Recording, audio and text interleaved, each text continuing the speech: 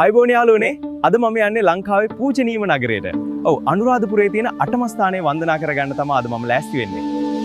මම මුලින්ම ඇවිත් ඉන්නේ ලෝකයේ තියෙන සුවිශේෂීම සහ පූජනීයම ස්ථානයකට. ඒ තමයි අනුරාධපුරයේ පිහිටි ජයශ්‍රී මහා බෝධීන් වහන්සේ. අද මම ඔබ රැගෙන යන්නේ කාලය හරහා ආපස්සට යන ගමනකට. ඒ මීට වසර 2300කටත් එපිට අතීතයකට. මම මේ ඉන්නේ ලෝකයේ ශිෂ්ටාචාරයන් කඩා වැටෙද්දී යුද්ධ සහ ස්වභාවික විපත් මැද පවා නොසෙලී ජීවමානව පවතින සුවිශේෂී වෘක්ෂයක් අසල. ආයුබෝවන් යාළුවනේ. අද අපි ඉන්නේ අනුරාධපුරයේ ජයශ්‍රී මහා බෝධීන් වහන්සේ අභ්‍යාස.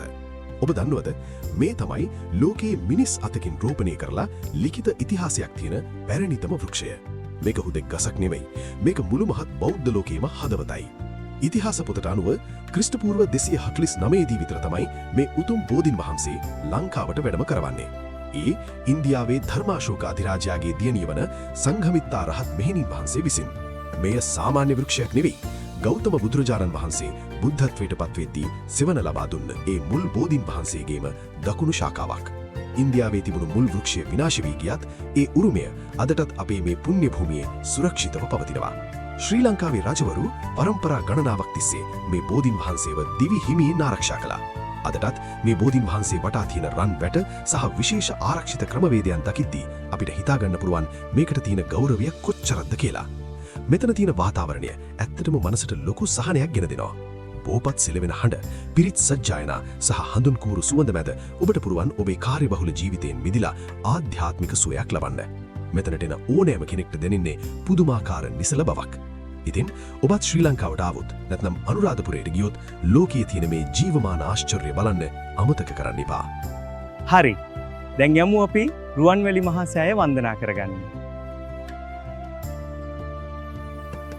මම ඔබව දැන් රැගෙන යන්නේ ලාංකීය බෞද්ධ ශිෂ්ටාචාරයේ මහා ප්‍රාතිහාර්ය දකින්නටයි. අහස සිබින මේ මහා ස්තූපයේ දෙස බලද්දී අපේ අතීත මුතුන් මිත්තන්ගේ ශක්තිය සහ අභිමානය ගැන අපිට දැනෙන්නේ පුදුමාකාර හැඟීමක්. ආයුබෝවන් යාළුවනේ. අද අපි ඉන්නේ අනුරාධපුරයේ පිහිටි රුවන්වැලි මහා සෑරජුන් අභියස. මේ හුදෙක් ගොඩනැගිල්ලක් නෙවි. මේ මුලිමහත් බෞද්ධ ලෝකයේම ගෞරවයට පාත්‍ර වූ බුදුරජාණන් වහන්සේගේ ද්‍රෝණයක් සර්වඥ ධාතුන් වහන්සේලා නිදන් කර ඇති මහා ස්තූපයයි. මීට වසර 2000කට පෙර දුටුගැමුණු මහරජතුමා විසින් කර වූ මේ මහා නිර්මාණය හැඳින්වෙන්නේ මහා ස්තූපය යන නමින්. ඔබ දන්නවාද? මෙහි පාදම සැකසීමේදී ඒ කාලේ තිබුණු ඉහළම තාක්ෂණය යොදාගෙන තිබෙනවා. මෙම ස්තූපයේ වටා ඇති ඇත් පෞර තුල ඇතුන් 344 දිනෙකුගේ රූප නිර්මාණය කර තිබෙන්නේ මේ මහා සෑය ඇතුන් මතින් ඔසවාගෙන සිටිනවා වැනි අරුතක් ගෙන දෙන්නයි. සැබවින්ම මෙය ලෝකයේ තිබෙන සුවිශේෂී වාස්තු විද්‍යාත්මක ආශ්චර්යයක්. අඩි 338ක් පමණ උස මේ මහා සෑය මුදුනේ ඇති චූඩාමාණික්‍ය දෙස බලද්දී අපේ රටේ තිබුණු කලා කුසලතාවය ගැන අපිට ලොකු ආඩම්බරයක් දැනෙනවා. සවස් කාලේ රුවන්වැලි සෑය වදින්නේ නේක ඇත්තටම වෙනස්ම අත්දැකීමක්. සුදු ඇඳුමින් සැරසුණු දහස් ගණනන් බැතිමතුන් මල් සුවඳ සහ සාදු නාදය මැඩ ගත කරන මේ නිහඬ හෝරා කිහිපය ඔබේ මනසට පුදුමාකාර සහනයක් ගෙන දෙනවා අනියතයි. ඉතින් මේ උතුම් පුණ්‍ය භූමියට ඇවිත් ජීවිතයට ලොකු ආශිර්වාදයක් ලබා ගන්න කියලා මම ඔබට ආරාධනා කරනවා. ලංකාවේ දියුණු ප්‍රථම ස්තූපය අසලටයි අපි දැන් ආවේ. වටදාගයකින් වටවුණු මේ සුවිශේෂී හැඩය තූපාරාමයට ගෙනෙන්නේ අමුතුම ලස්සනක්. අපි දැන් ඉන්නේ ලංකාවේ ස්තූප කලාවේ මංගල පියවර අසල. ඔබ දන්නවාද ක්‍රිස්තුපූර්ව 3 වෙනි සියවසේදී දේවානම්පියතිස්ස රජතුමා තමයි මේ මහාර්ග නිර්මාණය කළේ. මෙහි තියෙන වාස්තු විද්‍යාව අදටත් විද්වතුන් මවිතයට පත් කරනවා. තූපාරාමේ තියෙන විශේෂම දේ තමයි මේ පෙනෙන ගල් කුළුණු පෙළ. මේවට කියන්නේ වටදාගයක් කියලා. අතීතයේදී මේ ස්තූපයේ වටා වහලක් තිබුණා කියන්න මේ කුළුණු සාක්ෂි දරනවා. නමුත් මේ ස්තූපයේ තියෙන වැදගත්ම දේ මේ පෙනෙන ගොඩනැගිල්ල නෙවෙයි. මෙහි නිදම් කර ඇති දෙයි.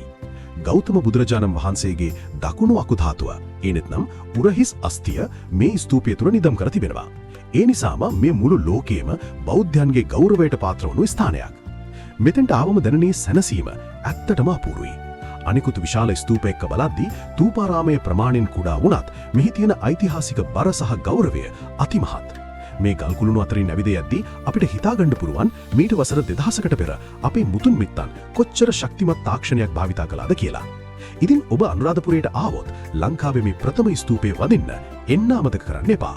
එදා මහල් 9කින් සමන්විත වුණු තඹ සෙවිලි කළ වහලක් තිබුණු මේ මහා ප්‍රාසාදය අද අපිට දකින්න ලැබෙන්නේ ගල් කණු දහස් ගණනක අභිමානය පමණයි.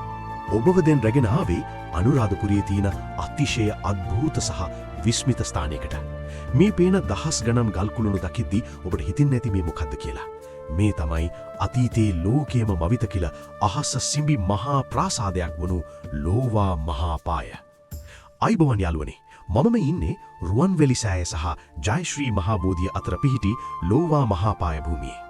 අද අපිට දකින්න ලැබෙන්නේ ගල් කුළුණු විතරක් වුණාට මීට අවුරුදු 2000කට කලින් මෙතන තිබුණේ තට්ටු 9කින් සමන්විත දවන්ත මාලිගාවක්. මේ මහා නිර්මාණය කළේ දුටුගෙමුණු මහා රජතුමා විසින්. ඉතිහාසයේ සඳහන් වෙන්නේ මෙහි තට්ටු 9ක් තිබුණු බවත්, කාමර 1000ක් තිබුණු බවත්ය. මේට ලෝවා මහා පාය කියන නම ලැබුණේ මෙහි වහලය ලෝහ හෙවත් තඹ තහඩු වලින් නිර්මාණය කර තිබුණු නිසායි. ඒ කාලේ හිරු රැස් වැටෙද්දී මේ රන්වන් පැහැති වහලය මුළු අනුරාධපුරයටම ආලෝකයක් දුන්නා කියලායි කියන්නේ. මේ හැම ගල් කුළුණක්ම ඒ දවන්ත ගොඩනැගිල්ල දරාගෙන ඉන්න ශක්තිමත් පදනම වුණා. අදටත් මෙතන ගල් කුළුණු 1600ක් විතර දකින්න පුළුවන්. හිතන්න එදා තිබුණු තාක්ෂණයෙන් මෙවැනි අහස සිබින ගොඩනැගිල්ලක් හැදුවේ කොහොමද කියලා. මේ ස්ථානය භාවිතා වුණේ මහා විහාරයේ වැඩවිසූ භික්ෂුන් වහන්සේලාගේ උපෝසථාගාරයක් විදිහටයි. කාලයාගේ ඇවෑමෙන් මේ මාලිගාව කීප වතාවක්ම විනාශ වුණත් අපේ රජවරුන් මේ නැවත නැවතත් ප්‍රතිසංස්කරණය කළා. අද අපිට පේන මේ ශේෂයන් තුලින් අපේ අතීත වාස්තු විද්‍යාවේ ප්‍රෞಢත්වය මනාව පැහැදිලි වෙනවා. අනුරාධපුරයට ආවම ගොඩක් දෙනෙක් රුවන්වැලි සෑය වදින්න යනවා. ඒත් ඒ මග දෙපස තියෙන මේ වගේ ඓතිහාසික සාධක ගැන වැඩි අවධානයක් දෙන්නේ නැහැ. ඉතින් මීළඟ වතාවේ ඔබ ආවොත් මේ ගල් කුළුණු අතරින් ඇලිත් ගිහින් ඒ අතීතයේ අභිමානය විඳගන්න. පුරාණ ලෝකයේ තිබුණු දැවැන්තම ගොඩනැගිලි අතරින් එකක් තමයි මේ. අබේගිරිය කියන්නේ හුදෙක් ස්තූපයක් විතරක් නෙවෙයි, ඒක එදා ලෝක ප්‍රසිද්ධ විශ්වවිද්‍යාලයක්. අද අපි ඉන්නේ අනුරාධපුරයේ පිහිටි තවත් එක් මහා ප්‍රාතිහාරයක් අසල. ලෝකයේ ගඩොලින් කළ විශාලතම ස්මාරක අතර ඉදිරියෙන්ම තියෙන මේ දැවැන්ත නිර්මාණය තමයි අභයගිරි දාගෙම.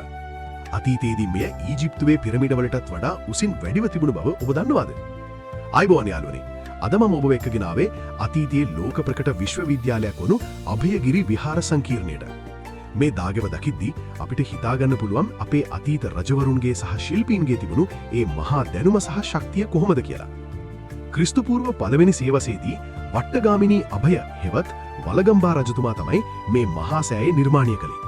අතීතයේදී අඩි 400කටත් වඩා උසින් තිබුණු මේ දාගෙව ලෝකයේ තිබුණු උසම ගොඩනැගිලි අතරින් එකක්.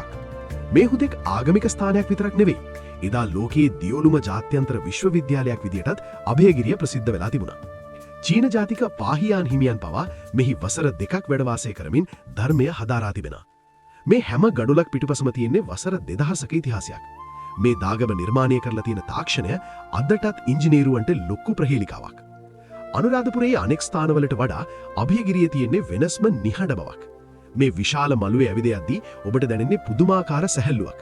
මෙතන තියෙන කැටයම් විශේෂයෙන්ම දාගැබ් මළුවේ තියෙන මුරගල් සහ සඳකඩ පහන ලංකාවේ තියෙන විශිෂ්ටතම කලා නිර්මාණ විදිහට සැලකෙනවා. ඉතින් ඔබ අනුරාධපුරයට ආවොත් ලෝක උරුමයක් වුණු මේ අභයගිරි මහා සෑය නරඹන්න අමතක කරන්න එපා. අතීතයේ අපේ තිබුණු මේ මහා තාක්ෂණය අත්විඳින්න මෙතනක අනිවාර්යෙන්ම එන්න ඕනි. ලෝකයේ ගඩොලින් නිර්මාණය කළ විශාලතම ස්මාරකයේ ඉදිරිපිටයි මම මේ ඉන්නේ. ජේතවනාරාමේ තේජස දැක්කම අපේ පැරණි තාක්ෂණය ගැන පුදුම හිතෙනවා. දැන් අපි මේ යන්නේ ලෝකයේ තියෙන තවත් එක සුවිශේෂී මහා නිර්මාණයක් අසලට. ගඩොල් ලක්ෂ 900කටත් වඩා වැඩි ප්‍රමාණයකින් නිර්මාණය වුණු ලෝකයේ ගඩොලින් කළ විශාලතම ස්මාරකය වන ජේතවනාරාම මහා සෑය අභියසට. ආයුබෝවන් යාළුවනි. අද අපි ඉන්නේ අනුරාධපුරයේ ජේතවනාරාම පුදබිමේ. ඔබ දන්නවාද අතීත ලෝකයේ ගීසාහි පිරමිඩ දෙකට පස්සේ තිබුණු උසම ගොඩනැගිල්ල තමයි මේ ජේතවනාරාමය. මෙහි තිබුණු ඉංජිනේරු තාක්ෂණය අදටත් මුළු ලෝකයම මවිතයට පත් කරනවා. ක්‍රිස්තු වර්ෂ 3 වෙනි සියවසේදී මහසෙන් රජතුමා විසින් කර වූ මේ මහා සෑය අඩි 400කටත් වඩා උසින් තිබුණු බවයි ඉතිහාසයේ සඳහන් වෙන්නේ. මෙහි පදනම හෙවත් අත්තිවාරම අඩි 28ක් පොළව යටට විහිදී තිබෙනවා. හිතන්න, අද කාලේ වගේ නවීන යන්ත්‍ර සූත්‍ර නැති කාලෙක මෙතරම් දැවන්ත නිර්මාණයක් අපේ මුතුන් මිත්තන් කලේ කොහොමද කියලා. මෙහි නිදන් කර තිබෙන්නේ බුදුරජාණන් වහන්සේගේ මහ සොහොන්පටිය බවයි සැලකෙන්නේ. මේ ගඩොල් බැඳීමට භාවිතා කළ බදාමය පවා වසර 10 ගණනක් යනතුරු නොසැලී පවතින්නට තරම් ශක්තිමත්. ඒක ඇත්තටම අපූරු තාක්ෂණයක්. මේ දැවැන්ත නිර්මාණය අසල ඉන්නකොට අපිට දැනෙන්නේ අපි කොච්චර කුඩාද කියන එකයි. ඒ තරමටම මෙහි තියෙන ගාම්භීරත්වය වැඩි. සවස් යාමේ මේ රතු ගඩොල් මතට හිරු රැස් වැටෙද්දී දැනෙන ඒ ශාන්ත බව සහ අධ්‍යාත්මික සුවය වචනයෙන් විස්තර කරන්න බෑ. මේ පුදබිමට එන ඕනෑම කෙනෙක්ට අපේ අතීත ශිෂ්ඨාචාරයේ ප්‍රෞද්ධත්වය හොඳින්ම දැනෙනවා. ඉතින් ඔබත් අනුරාධපුරයට ආවොත් ලෝක උරුමයක් වුණු මේ ජේතවනාරාම මහා සෑය නරඹන්න අමතක කරන්න එපා. අතීතයේ අපේ තිබුණු ඒ අභිමානය ඔබේ ඇසින්ම දැකගන්න. රාජකීය ජයකොන්තේ නිදන් කරලා හදපු මේ මිරිස්වැටිය පිටුපස තියෙන්නේ හරිම අපූර්ව කතාවක්. ඒ කතාවත් එක්කම අපි ස්තූපය වැඳ පුදාගමු. දැන් අපි ඉන්නේ අනුරාධපුරයේ ඉතාමත් ආකර්ශනීය ඉතිහාසයක් තියෙන පුණ්‍ය භූමියක. රජකුට තමන් කළ පුංචි අතපසුවීමක් නිසා ඇතිවුණු පසුතැවීමක් ලෝකයටම දායාද කළ මහා නිර්මාණයක් බවට පත්වුණේ කොහොමද? ඒ තමයි මිරිසවැටිය ස්තූපය. ආයුබෝවන් යාළුවනේ. අද මම ඔබව එක්කගෙන ආවේ දුටුගැමුණු මහරජතුමා අනුරාධපුරය ජයග්‍රහණය කිරීමෙන් පස්සේ කළ ප්‍රථම මහා නිර්මාණය අසලට. මේට මිරිසවැටිය කියන නම ලැබුණු හැටි ඔබ දන්නවද? ඒක ඇත්තරම අපූර්ව කතාවක්. ජනප්‍රවාදයේ එන විදිහට දුටුගැමුණු රජතුමා නිතරම ආහාර අනුභව කළේ මහා සංඝරත්නයට පූජා කරලයි. නමුත් දවසක් රජතුමාට අමතක වීමකින් මිරිස් මාළුවක් සහිත ආහාරයක් සංඝරත්නයට පූජා නොකර අනුභව කරන්න සිද්ධ වුණා. මේ ගැන පසුතැවුණු රජතුමා ඒ පවට වන්දියක් විදිහට තමයි මේ මහා සෑය නිර්මාණය කළේ කියලා කියනවා. ඒ වගේම රජතුමාගේ ජයකොන්තය සෙක්ටර් තැන්පත් කළ තැනින් එය නැවත සෙලවීමටවත් නොහැකි වූ නිසා ඒ ස්ථානයේ වටා මේ දාගෙ වෛදි කළ බවත් ඉතිහාසයේ සඳහන් වෙනවා. අද අපිට පේන මේ විශාල ස්තූපය කාලයාගේ ඇවෑමෙන් කිහිප වතාවක් ප්‍රතිසංස්කරණය කරලා තියෙනවා. මෙහි තියෙන ගාම්භීරත්වය ඇත්තටම විස්මිතයි. මිරිසවැටිය පිහිටා තියෙන්නේ සුන්දර තිසා වැව අසලමයි. ඒ නිසාම වැවෙන් එන සිසිල් සුළඟත් එක්ක මේ වැලි මළුවේ ඇවිදයද්දි දෙනෙන ඒ සුවය ඔබේ කාර්යබහුල ජීවිතයට ලොකු සහනයක් වේවි. අනුරාධපුරයේ අනෙක් දාගැබ්වලට වඩා මෙතන තියෙන විශේෂත්වය තමයි එහි තියෙන නිස්කලංක බව.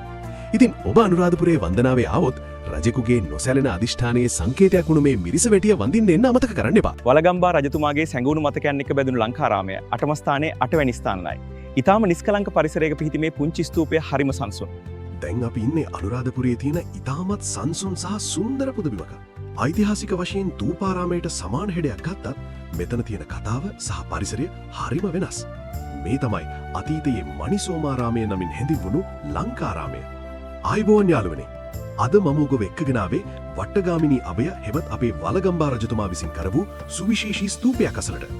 මෙතන තියෙන මේ නිහඬ බව සහ ගෘහ නිර්මාණ ශිල්පය ඔබේ මනසට පුදුමාකාර සහනයක් ගෙන දෙනවා. නියතයි. ලංකාරාමය ඉදි කරලා තියෙන්නේ ක්‍රිස්තු පූර්ව 1 වෙනි සියවසේදී. වලගම්බා රජතුමා තමන්ගේ බිසවක වූ සෝමාදේවිය සිහිපත් වෙන්න තමයි මේ මණිසෝමාරාමය ඉදි කළේ කියලා ඉතිහාසයේ සඳහන් වෙනවා. ඔබට පේනවා ඇති මේ ස්තූපේ වටා තියෙන ගල් කුළුණු පෙළ. තූපාරාමයේ වගේම මෙතනත් අතීතයේදී වටදාගයක් හෙවත් ස්තූපය ආවරණය වන පරිදි වහලක් තිබුණා.